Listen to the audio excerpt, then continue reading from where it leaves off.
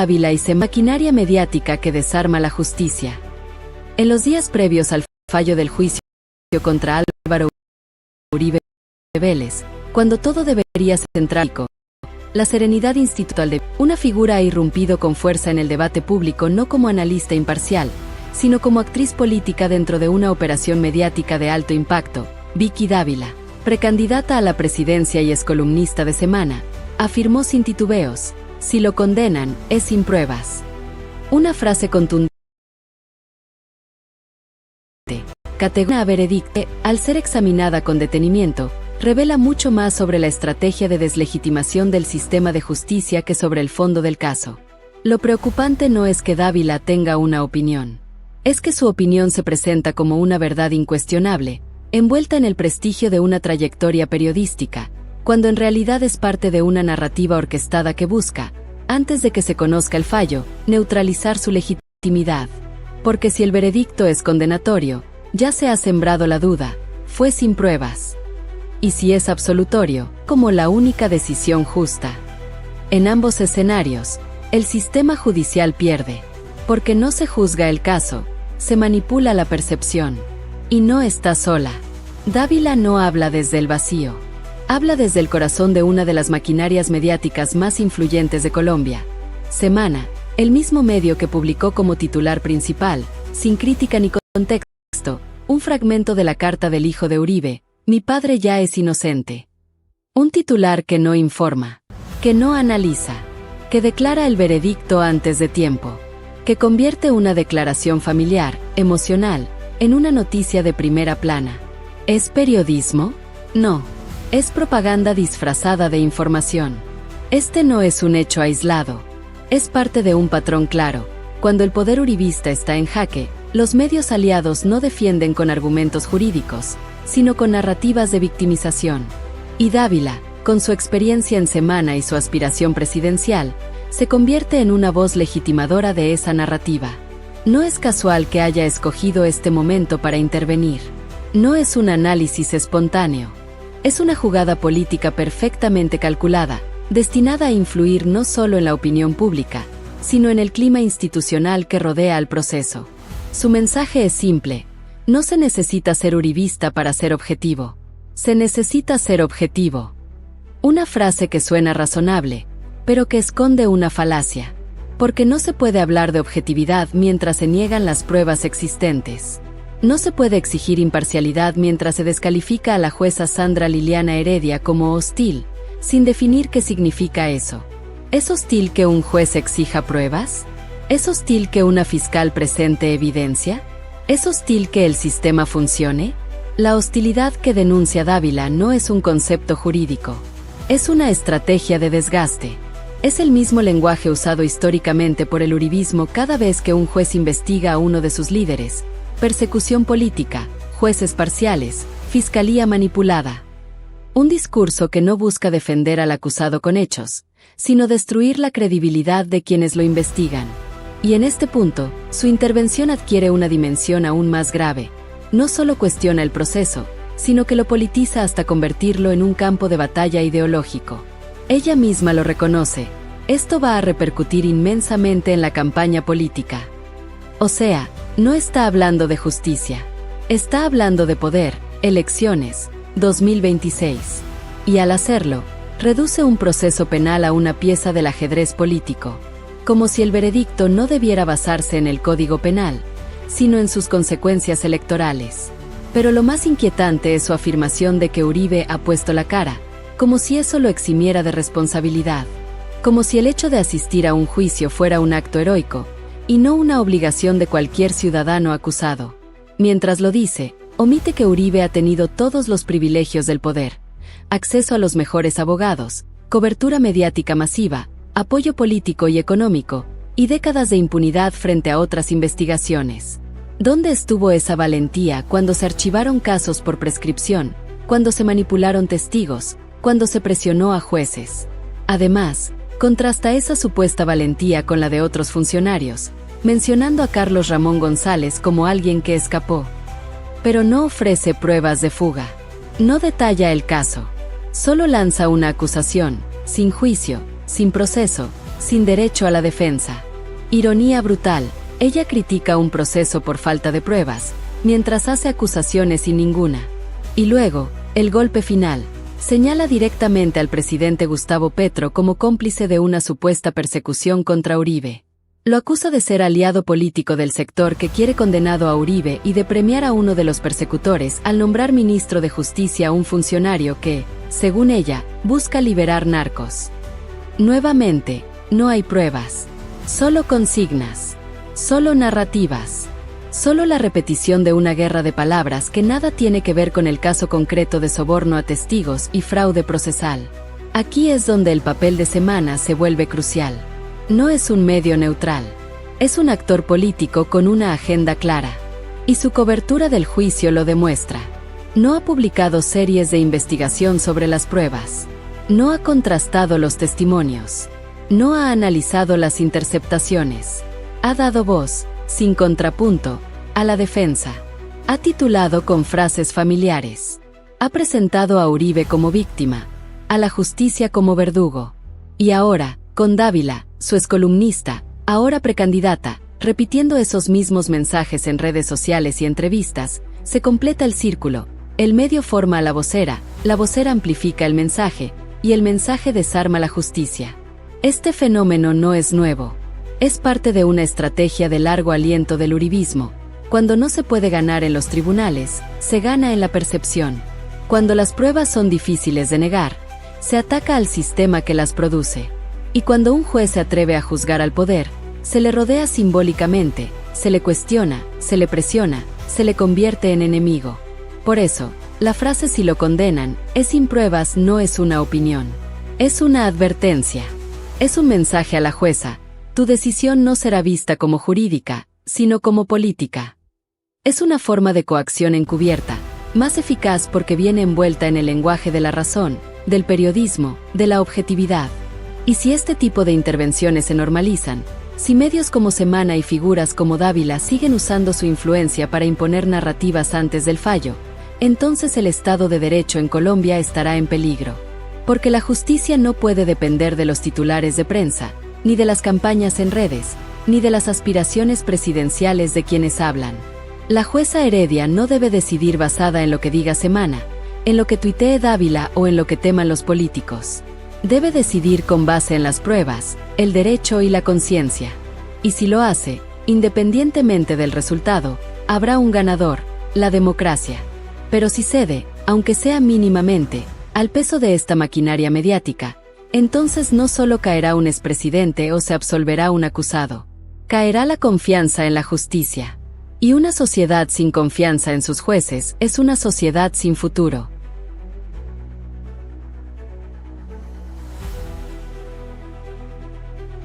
Análisis mediático Semana y la construcción de una narrativa sesgada.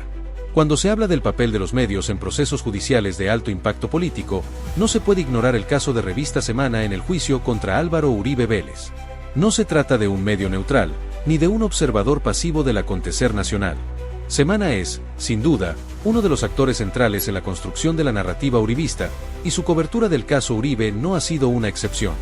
Por el contrario, ha funcionado como una pieza clave en la operación de deslegitimación del sistema de justicia, no con argumentos jurídicos, sino con estrategias de manipulación simbólica, selección sesgada de información y normalización de la impunidad.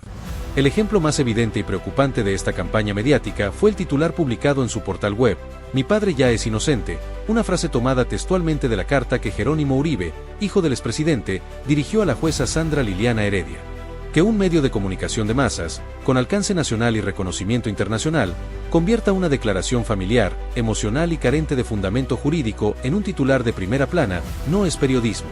Es propaganda. Es la inversión del orden jurídico. En lugar de esperar el veredicto, se lo anuncia. En lugar de informar sobre el proceso, se decide el resultado. Y en lugar de exigir pruebas, se declara la inocencia como si fuera un hecho consumado. Este titular no fue un error editorial. Fue una decisión política. Fue parte de una estrategia deliberada para sembrar dudas sobre la legitimidad del juicio, para presentar a Uribe como víctima y a la jueza como verdugo. Porque si el hijo del acusado puede declarar la inocencia antes del fallo, entonces el sistema judicial pierde toda autoridad. se convierte en un mero trámite para validar una verdad ya escrita por el poder. Pero este no es un caso aislado. A lo largo de los años, Semana ha demostrado una parcialidad estructural hacia el uribismo. Ha minimizado sus vínculos con el paramilitarismo, ha presentado a sus líderes como defensores del orden frente al caos, y ha satanizado a sus adversarios como enemigos de la nación. Ha sido un aliado silencioso pero eficaz en la construcción de un relato que justifica la mano dura, la polarización y la impunidad. Y en el caso Uribe, esa parcialidad ha alcanzado niveles sin precedentes. No solo ha dado voz sin contrapunto a la defensa, sino que ha cuestionado la imparcialidad de quienes investigan. Ha publicado columnas que describen a la jueza como hostil, sin definir qué significa eso en términos jurídicos. Ha presentado a la fiscal como parte de una persecución política, sin mostrar una sola prueba de que el proceso haya violado el debido proceso. Ha repetido sin crítica la consigna de que no hay pruebas, a pesar de que el expediente contiene grabaciones, testimonios, interceptaciones autorizadas y documentos que respaldan los cargos. Además, Semana ha utilizado un recurso clásico de la manipulación mediática, la descontextualización. Ha publicado fragmentos de declaraciones, citas fuera de contexto, y ha omitido sistemáticamente las pruebas que contradicen su narrativa. Por ejemplo, ha silenciado el hecho de que existen conversaciones interceptadas en las que Uribe aprueba acciones de su abogado para influir en testigos. Ha minimizado el testimonio de Juan Guillermo Monsalve, testigo clave que detalló los intentos de soborno. Y ha ignorado las admisibilidades probatorias que los jueces de garantías han validado durante años. Pero el problema no es solo lo que Semana dice. Es lo que no dice. Es el vacío informativo que crea al no presentar un análisis equilibrado, al no invitar a voces críticas, al no contrastar las afirmaciones de la defensa con las pruebas de la acusación. En un Estado de Derecho, los medios tienen la responsabilidad de educar, informar y promover el debate fundado. Pero Semana, en este caso, ha optado por adoctrinar, manipular y polarizar. Y su influencia no es menor. Semana no es un blog. No es un canal de YouTube. Es una de las revistas más influyentes de Colombia, con acceso directo a las élites económicas, políticas y académicas. Su línea editorial moldea la opinión de quienes toman decisiones. Y cuando esa línea editorial se pone al servicio de un líder político en juicio, el daño es estructural, se debilita la confianza en la justicia, se normaliza la impunidad y se criminaliza a quienes la aplican. Este fenómeno no es exclusivo de Colombia. Es parte de una tendencia global en la que los medios tradicionales, en lugar de ser contrapesos del poder, se convierten en sus brazos comunicacionales.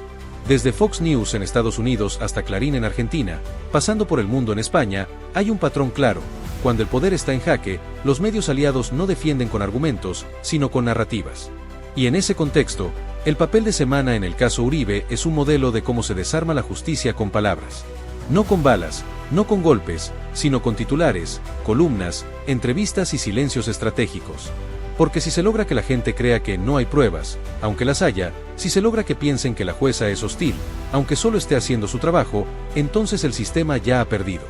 Por eso, no basta con decir que Semana tiene derecho a su opinión.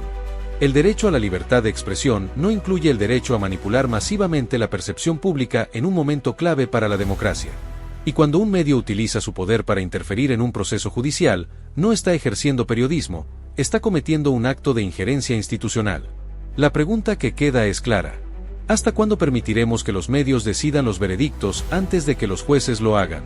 ¿Hasta cuándo aceptaremos que la prensa se convierta en parte del proceso, en lugar de ser su vigilante? Porque si no se responde a tiempo, si no se exige transparencia, pluralismo y rigor, entonces no solo perderemos este juicio.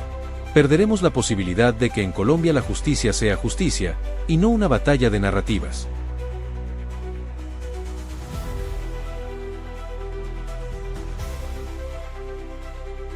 Contraste de narrativas, persecución política o rendición de cuentas. Uno de los argumentos más repetidos por los sectores que defienden a Álvaro Uribe Vélez, y que ha sido retomado con fuerza por voceros como Vicky Dávila, es que el proceso en su contra no es un ejercicio de justicia, sino una persecución política. Un montaje orquestado por adversarios ideológicos, con el fin de destruirlo como figura política y desacreditar al uribismo en su conjunto. Este discurso suena poderoso, emocional, incluso heroico. El líder perseguido por sus ideas, el hombre de Estado acosado por jueces parciales y medios afines al gobierno. Pero cuando se examina con rigor, esta narrativa se desvanece frente a los hechos. Porque no toda investigación es una persecución. Y no todo poder tiene derecho a la impunidad. El concepto de persecución política implica que alguien es investigado o juzgado no por sus actos, sino por sus ideas, que se le aplica la ley de forma selectiva, que se violan sus garantías procesales, que se fabrican pruebas o que se inician procesos sin sustento. Pero en el caso Uribe, nada de eso ha ocurrido. Lo que ha ocurrido es algo muy distinto. Un ciudadano, aunque haya sido expresidente, está siendo investigado por delitos específicos, con pruebas concretas, en un proceso que ha seguido todas las etapas legales, con defensa plena, con garantías, con audiencias públicas y con la posibilidad de apelación. Este no es un caso de persecución. Es un caso de rendición de cuentas. Y la diferencia es fundamental. La persecución ataca al pensamiento. La rendición de cuentas exige responsabilidad por los actos. El proceso contra Uribe no comenzó por una orden del presidente Petro. No fue impulsado por un decreto ideológico. Comenzó en 2018, durante el gobierno de Iván Duque, cuando la Sala de Instrucción de la Corte Suprema de Justicia, compuesta por magistrados de diferentes orientaciones políticas, decidió abrir una investigación formal contra el expresidente por presuntos vínculos con paramilitarismo. Uribe, en un acto de estrategia procesal, solicitó la desafuero, es decir, renunciar a su investidura de senador para que el caso pasara a la justicia ordinaria. Una decisión que, en ese momento, presentó como un gesto de transparencia, pero que también le permitía evitar que el caso continuara en la Corte, donde las reglas son más estrictas. Desde entonces, el proceso ha seguido su curso. No se ha acelerado. No se ha manipulado. Ha tenido 67 sesiones, más de una década de investigaciones, miles de pruebas, testimonios, recursos de apelación, decisiones de jueces de garantías, y todo bajo el escrutinio público. ¿Es eso persecución? O, por el contrario, es lo que debería ocurrir en un Estado de Derecho, que nadie esté por encima de la ley. Además, el argumento de que el proceso tiene un trasfondo político, porque se abrió en plena campaña electoral de 2018, es tan peligroso como inconsistente. Porque si se acepta esa lógica, ningún político podría ser investigado durante un proceso electoral. ¿Acaso se debe paralizar la justicia cada 4 años para proteger a los candidatos? ¿Se debe esperar a que un expresidente pierda poder para investigarlo? Eso no es justicia. Es impunidad condicionada al calendario político. Y si vamos a hablar de contexto político, no podemos ignorar que Uribe ha sido investigado en múltiples ocasiones, no solo ahora, sino desde antes de que Petro existiera como figura nacional. Fue investigado por la Corte Suprema por presuntos vínculos con paramilitares en su época como gobernador de Antioquia. Fue investigado por la Fiscalía por el caso de las chuzadas de la DAS. Y en todos esos casos, el discurso fue el mismo: persecución política.